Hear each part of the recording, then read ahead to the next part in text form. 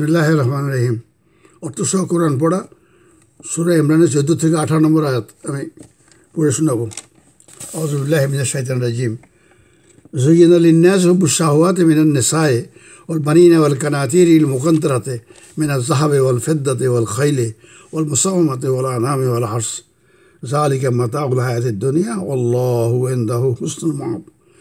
তোমাদের জন্য নারী, সন্তান, রাশিকৃত স্বর্ণরৌপ্য এবং চিহ্নিত অশ্বরাজি, ক্ষেত খামার আর কি, গবাদি পশু এবং ক্ষেত খামারের প্রতি আকর্ষণ মানুষের জন্য সুশোভিত করা হইয়াছে। আমরা এটাই ভালোবাসি। আল্লাহ জেনে রাখো, এইসব ইহজীবনের সোয়া মাত্র, আর আল্লাহ তাহার নিকট রয়েছে উত্তম আশ্রয়স্থল। তারপরের আয়াত, কুল আউনাব্বিউকুম বিখাইরিম মিন যালিকুম লিল্লাযিনা ইত্তাকাউ ইনদা রাব্বিহিম জান্নাতুন তাজরি মিন তাহতিহাল আনহার ওয়া রিদওয়ানুম মিনাল্লাহ ওয়াল্লাহু বাশীরুম বিল ইবাদ। হে নবী, তুমি বলে দাও, আমি কি তোমাদেরকে এই সব বস্তু হইতে উৎকৃষ্ট কোনো কিছু সংবাদ দেব? প্রশ্ন, সেটা কি? যাহারা তাকওয়া অবলম্বন করিয়া চলে তাহাদের জন্য তাহাদের প্রতিপালকের নিকট জান্নাত সমূহ রহিয়াছে, যার পদদেশে নদী প্রবাহিত, আর সেখানে তারা স্থায়ী হইবে। তাদের জন্য পবিত্র সঙ্গিনীও থাকবে এবং আল্লাহর নিকট হইতে সন্তুষ্ট রহিয়াছে। আল্লাহ বান্দাদের সম্পর্কে সম্যক অবগত। তারপরে পরের আয়াত, আল্লাযিনা ইয়াকুলুনা রাব্বানা ইন্নানা আমান্না ফাগফির লানা যুনুবানা ওয়া কিনা আযাবান নার। যারা বলে, হে আমাদের প্রতিপালক, আমরা ঈমান আনছি, সুতরাং আপনি আমাদের পাপ ক্ষমা করে দেন এবং আমাদের আগুন থেকে রক্ষা করেন। তারপরে ও সাবিরিনা, তারা কারা? ও সাবিরিনা ওয়া সাদিকিনা ওয়াল কানিতিনা ওয়াল মুনফিকিনা ওয়াল মুস্তাগফিরিনা বিল আসহার। তারা হলো ধৈর্যশীল, সত্যবাদী, অনুগত, ব্যয়কারী এবং শেষ রাত্রে ক্ষমাপ্রার্থী তারা। শাহিদাল্লাহু আন্নাহু লা ইলাহা ইল্লাহু ওয়াল মালাইকাতু ওয়া উলুল ইলমি কায়িমান বিল কিসত লা ইলাহা ইল্লাহুল আজিজুল হাকিম। আল্লাহ সাক্ষ্য দেন যে তিনি ছাড়া কোনো ইলাহ নেই, এবং জ্ঞানীগণরা এবং ফেরেশতারাও সাক্ষী দেয় যে আল্লাহ একমাত্র ইলাহ, তিনি ব্যতীত অন্য কোনো ইলাহ নাই, তিনি পরাক্রমশালী, প্রজ্ঞাময়। এই দেখেন তো, এগুলি হলে বেহেশতে যাওয়া যাবে। বলে দিচ্ছি কীভাবে বেহেশতে যাওয়া যায়। এতে অন্য কোনো পন্থা নেই, শর্টকাটে ওই দোয়া করে বেহেশতে দোয়াটা করে করবেন। এই কাজগুলি করতে হবে।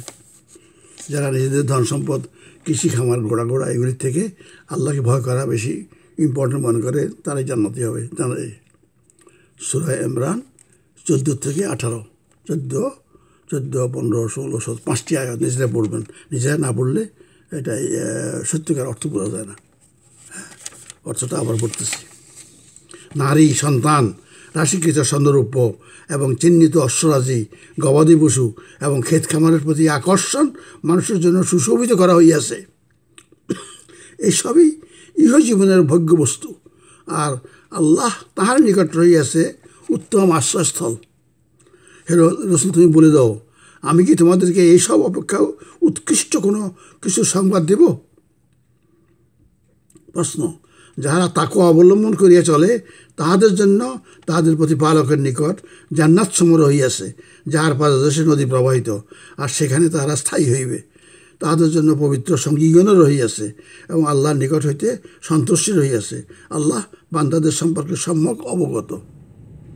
আমার দুর্বলতা জানে আর কি, সেই জন্য যারা বলে, হে আমাদের প্রতিপালক, আমরা ঈমান আনিয়াছি, সুতরাং আপনি আমাদেরকে ক্ষমা করে দেন, আমাদের আগুনের আযাব থেকে রক্ষা করেন।